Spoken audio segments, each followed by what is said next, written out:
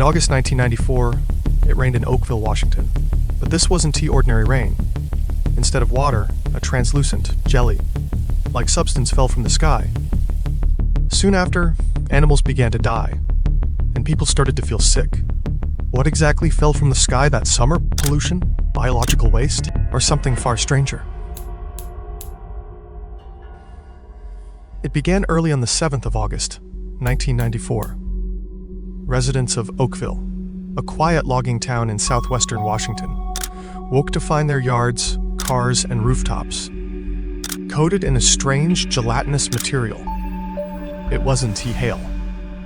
It wasn't rain. It was something else entirely. The blobs were clear, slippery, and almost organic in texture, small, about the size of rice grains, but scattered everywhere. Within hours, people began reporting nausea, dizziness, and fatigue. Farm animals grew ill. Several cats and dogs died. Officer David Lacey was among the first to encounter the strange substance. Driving on patrol, he had to use his windshield wipers to clear the slime just to see the road. Later, he and his mother fell sick. Samples of the blobs were collected and sent for analysis. At first, the Washington State Department of Health was baffled. Under a microscope, the material appeared to contain cells, but no nuclei. That meant it wasn't tea animal and it wasn't tea plant. Something biological, but not alive. Then, another test suggested that the blobs might contain human white blood cells. But if that was true, where did they come from? Rumors began to spread through Oakville.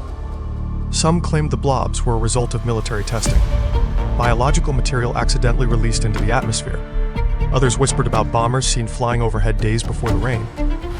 Could it have been the aftermath of a weapons experiment gone wrong? The U.S. Air Force denied any involvement. They said no operations were conducted in the area during that time. Still, residents were unconvinced.